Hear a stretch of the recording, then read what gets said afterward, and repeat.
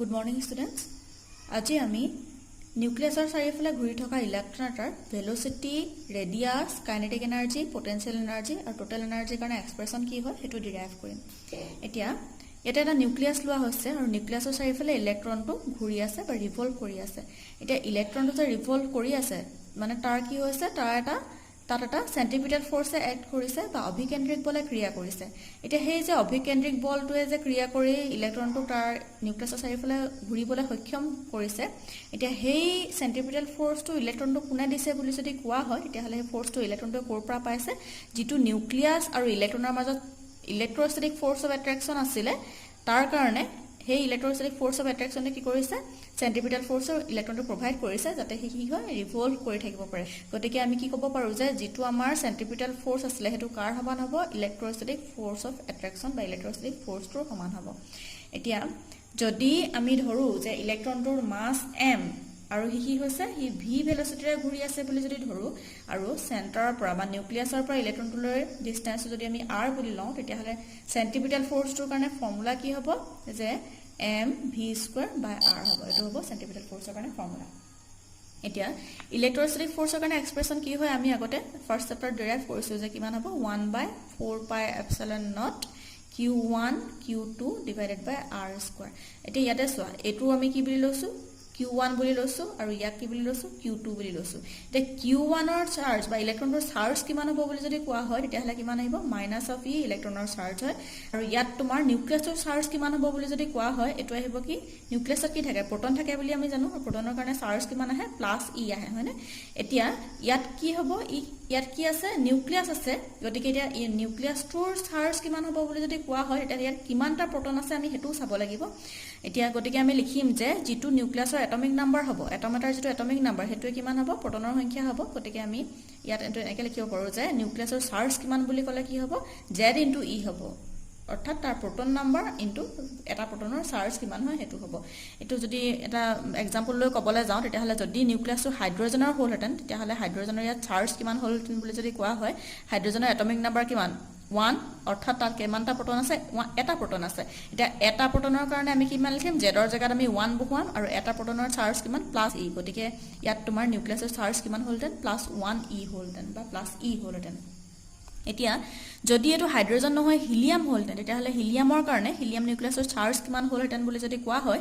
হিলিয়ামৰ atomic number কিমান 2, গতিকে হিলিয়ামত কিমানটা প্ৰটন থাকিব, 2টা প্ৰটন থাকিব। গতিকে এতিয়া হিলিয়ামৰ নিউক্লিয়াছটোৰ চাৰ্জ কিমান হ'লহেঁতেন 2 × e হ'লহেঁতেন। তেনেকৈ লিথিয়াম হোৱা হ'লে হ'লহেঁতেন 3 × e, এনেকৈ গৈ থাকিলেহেঁতেন। গতিকে আমি ইয়াত q1 q2 আৰু r² জেগাত কেনেকৈ লিখিব পাৰোঁ তোমালোকে মন কৰা, 1/4πε0 q1ৰ জেগাত আমি কিমান লিখিম +e বুলি লিখিম। আমি চাইনটো কনচিডাৰ নকৰোঁ যিহেতু এইটো ফ'ৰ্চ হয়, পটেনচিয়েল হোৱা হ'লে পটেনচিয়েল এনাৰ্জি হোৱা হ'লে আমি চাইন কনচিডাৰ কৰিলোহেঁতেন, যিহেতু এইটো ফ'ৰ্চ গতিকে আমি ইয়াত চাইন কনচিডাৰ নকৰোঁ, যিটো আমাৰ ইলেক্ট্ৰষ্টেটিক ফ'ৰ্চ অফ এট্ৰেকশ্যন বা আমি কুলম্বছ ল' যিটো পাইছিলোঁ আমাৰ ফিজিক্সৰ ফাৰ্ষ্ট চেপ্টাৰটোত। তো গতিকে আমি লিখিছোঁ q1ৰ জেগাত আমি অকল e বুলি লিখিছোঁ, q2ৰ জেগাত কিমান আহিব z × e আহিব, z × e আৰু তলত কিমান থাকিলে r² থাকিলে আৰু এইফালে কিমান থাকিব আমাৰ mv² ডিভাইডেড বাই r থাকিলে। এতিয়া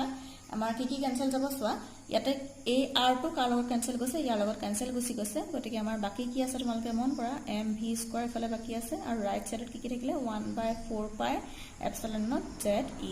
থাকিলে আৰু তলত কিমান থাকিব r এটা থাকি যাব। এইটো আমি ইকুৱেশ্যন নম্বৰ 1 বুলি দি থৈছোঁ। এতিয়া যদি আমি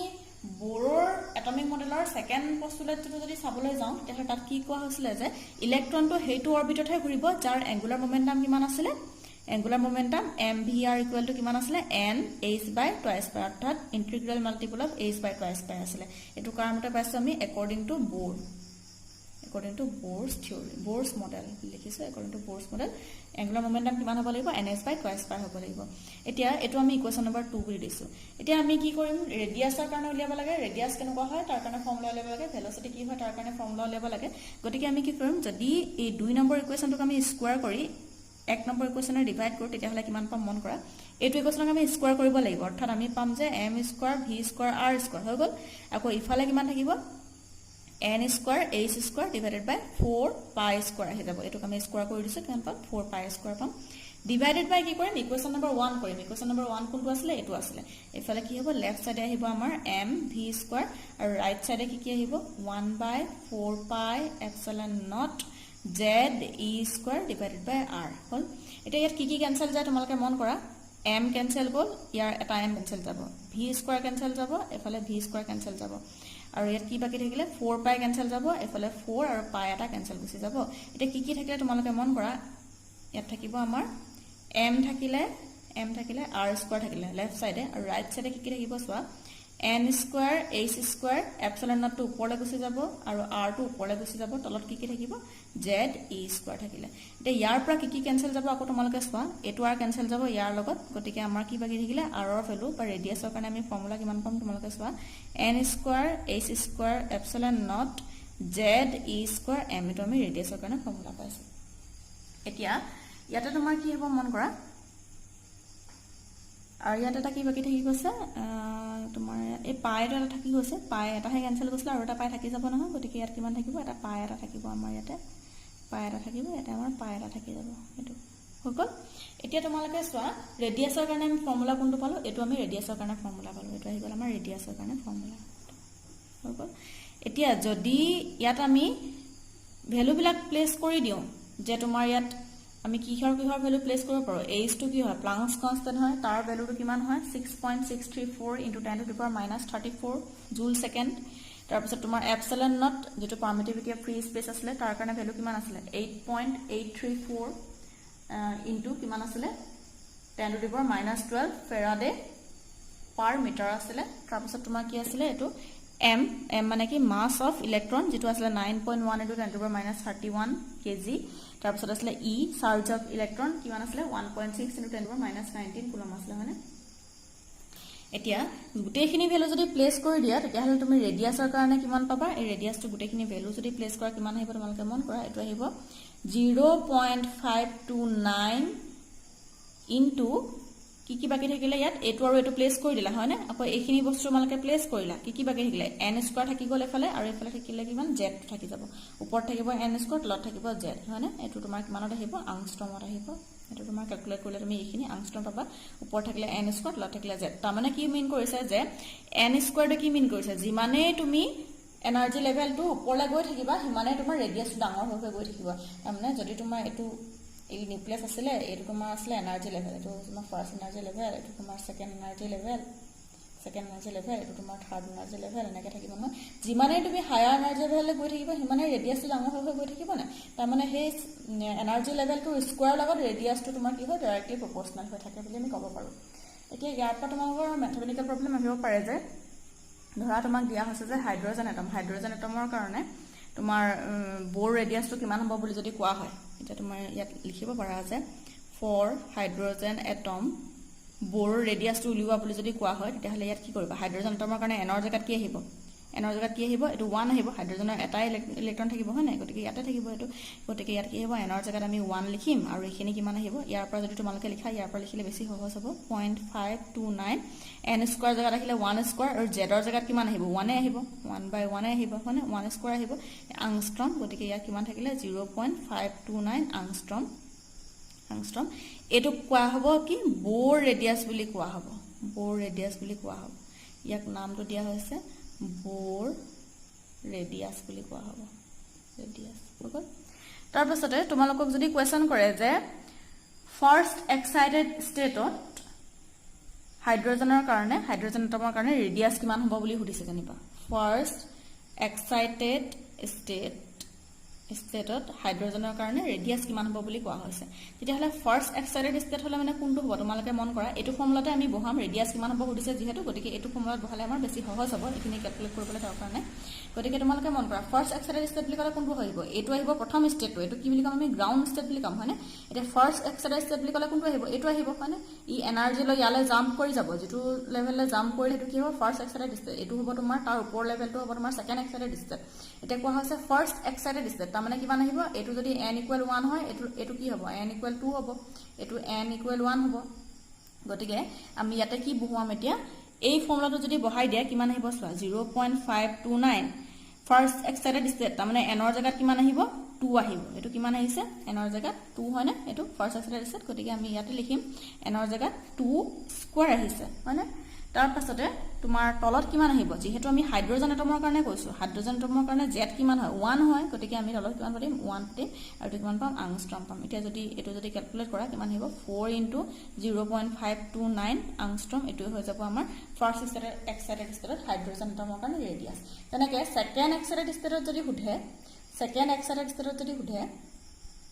এক্সাইটেড ষ্টেট তেতিয়া হলে তোমাৰ হাইড্ৰোজেনৰ কাৰণে ৰেডিয়াসটো কিমান হ'ব বুলি যদি হুধা হয় এটো কি থাকিব 0.529 ইনটু যেটো সেকেন্ড এক্সাইটেড ষ্টেট কোড যাব এটো লেভেললে যাব এটো লেভেললে জাম্প কৰিব তেতিয়া হলে এটো লেভেলত কি হ'ব এটো যদি n = 1 হয় গ্ৰাউন্ড ষ্টেটত n = 1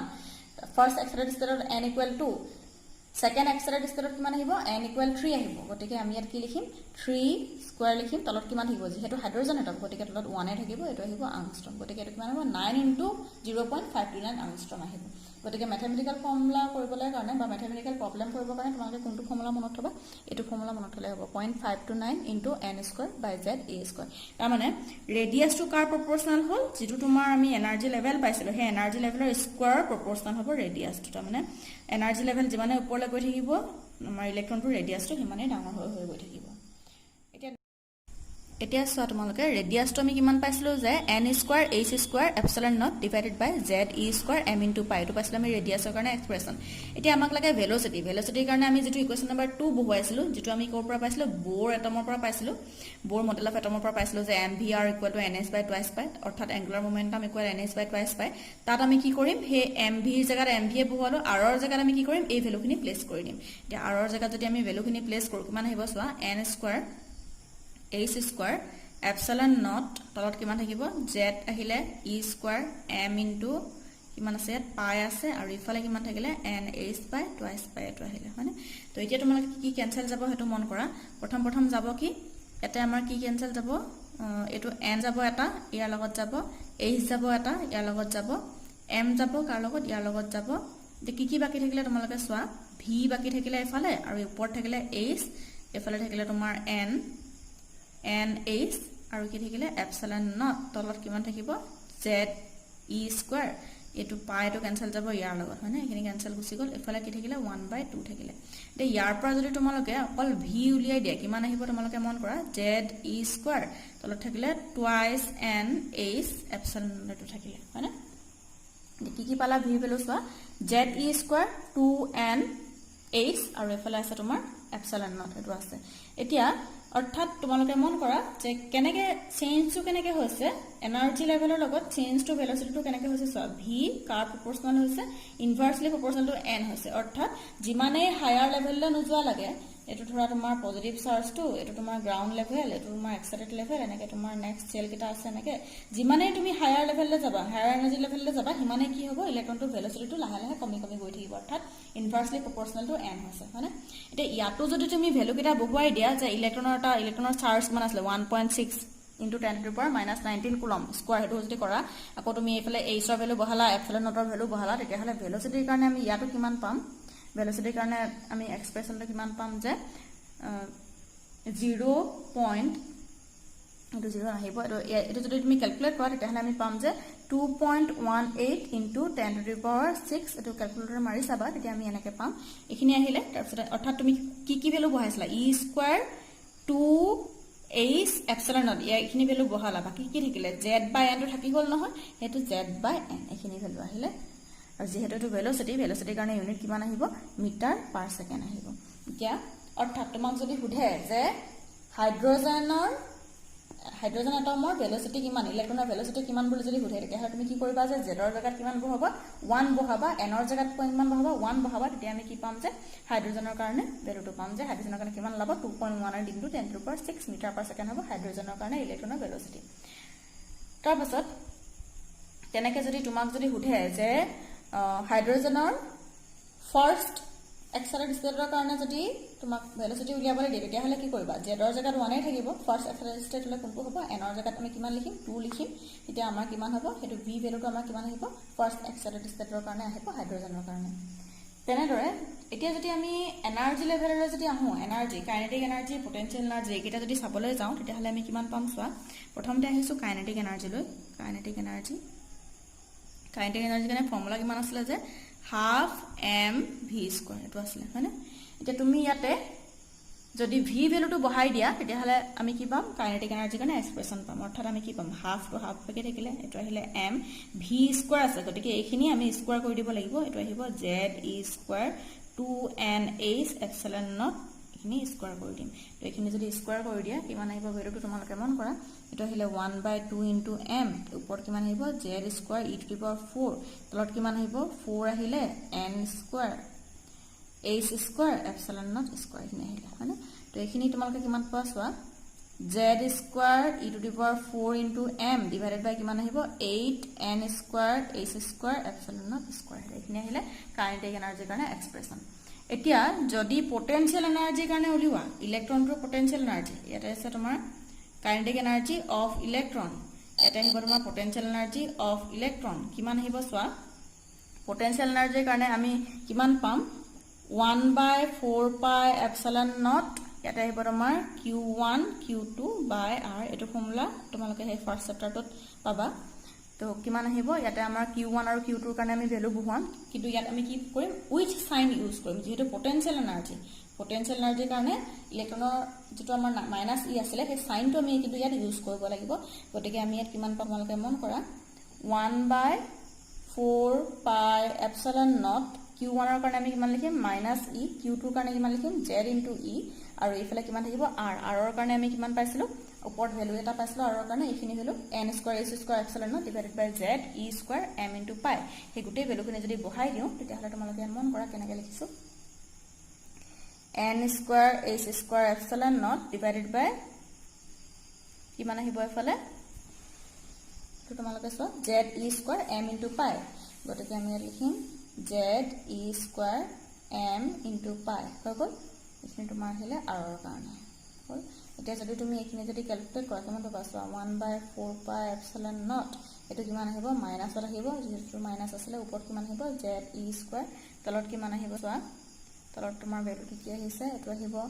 n square h square epsilon not n square h square epsilon not হৈ গ'ল তাৰ পিছতে তোমাৰ কি আহিলে আকৌ z e স্কয়াৰ m * পাই এটো আহিলে হৈ গ'ল তো এতিয়া তোমালোকে মন কৰা কি পাম আমি az টোৰ লগত কি হ'ব মাল্টিপ্লিকেশন হৈ যাব আমি কিমান পাম তোমালোকে মন কৰা 1/4 পাই -1/4 পাই এপসিলন নট এটো কিমান পাম এখিনি বস্তু ওপৰলৈ গুচি যাব নহয় কিমান আহিব z square e to the power 4 আহিলে মানে তাৰ পিছতে আৰু কি কেনসেল যাব এই পাইটো ইয়াৰ লগত কেনসেল গুচি যাব এটো গতিকে পাইটো নাথাকে দেই কেনসেল কৰি দিবা এপসিলন নট কিমান আহিব স্কয়াৰ আহি যাব হৈ গ'ল তাৰ পিছতে m টো কি আহিব তলত আছিল ইয়াত কি হ'ব ওপৰ গুচি যাব m আহি গ'ল তলত কি থাকিলে n স্কয়াৰ h স্কয়াৰ থাকিলে হৈ গ'ল গতিকে এতিয়া আমি যদি এখিনি ভালকে লিখিবলৈ হয় কিমান পাম চোৱা z square e to the power 4m divided by কিমান থাকিলে 4n square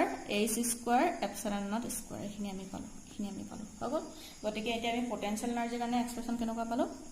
-z square e to the power 4m 4n square h square epsilon naught square এতিয়া তোমালোকে পটেনশিয়াল এনাৰ্জি আৰু কাইনেটিক এনাৰ্জি দুইটা এক্সপ্ৰেছন কম্পেয়াৰ কৰাচোন কিমান পাবা যে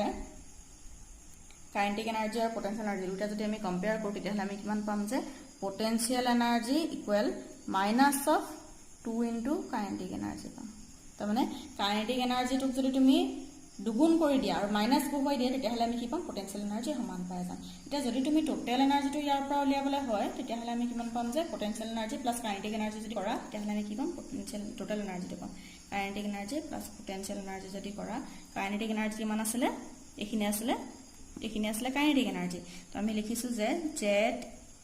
square e to the power 4m divided by 8n square h square epsilon naught square plus কিমান আহিব এখিনি আহিব মানে মাইনাস অফ তোমাৰ আহিলে z square e to the power 4 m 4n square h square epsilon naught square এতিয়া তুমি যদি এলসিএম লোৱা এফালে কিমান পাবা 8n square h square epsilon naught square এটো আহি যাব ইয়াতে কিমান আহিব এখিনি একে থাকিব এটো কি হ'ব মাইনাসত আহি যাব হয়নে এটো আহিব z square e to the power 4 m minus of কিমান আহিব 2 into z square e to the power 4 into m এটো যদি ক্যালকুলেট কিমান পাবা minus of z square e to the power 4 into m তলত থাকিব তোমাৰ 8n square h square epsilon naught square এটো হেৰে টোটাল এনাৰ্জি কাৰণে এক্সপ্ৰেছন এতিয়া তোমালোকে চোৱা যে পটেনশিয়াল এনাৰ্জি লগত এটো কেনেকৈ মিলিছে তোমালোকে মন কৰা পটেনশিয়াল এনাৰ্জি আৰু তোমাৰ টোটাল এনাৰ্জিৰ মাজত ৰিলেচন কিমান হ'ব যদি চাবলৈ যোৱা তেতিয়াহলে কিমান হ'ব যে কিমান আহিব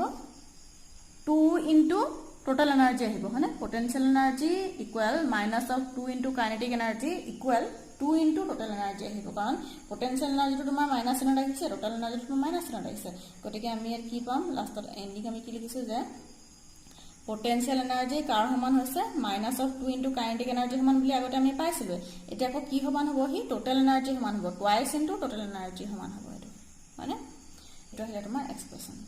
তো টোটাল এনাৰ্জি কাৰণে এক্সপ্ৰেছন ইয়াতো এটা কথা আছে এতিয়া চোৱা টোটাল এনাৰ্জি কাৰ হয় ইলেক্ট্ৰনটোৰ হয় হয়নে তাৰ মানে A2 অৰবিটত থকা ইলেক্ট্ৰনটোৰ ফাৰ্স্ট অৰবিটত থকা ইলেক্ট্ৰনটোৰ টোটাল এনাৰ্জি আমি কিমান বুলি লিখিছো ইমানখিনি বুলি লিখিছো এটো বুলি আমি লিখিছো টোটাল এনাৰ্জিটো হয় এটা ইয়াতো তুমি মন কৰা যে যদি তুমি ইয়াত তোমাৰ m ৰ ভ্যালু প্লেস কৰা e ভ্যালু প্লেস কৰা h ৰ ভ্যালু প্লেস কৰা এপসাইলন নট ৰ ভ্যালু প্লেস কৰা তেতিয়াহলে আমি টোটাল এনাৰ্জিটো আলটিমেটলি কিমান পামগে এটো আমি পাম -13.6 z স্কয়াৰ ডিভাইডেড বাই কিমান থাকিব n স্কয়াৰ পাম আমি এটো আমি পাম -13.6 উপৰ কিমান থাকিব z স্কয়াৰ ডিভাইডেড বাই কিমান পাম আমি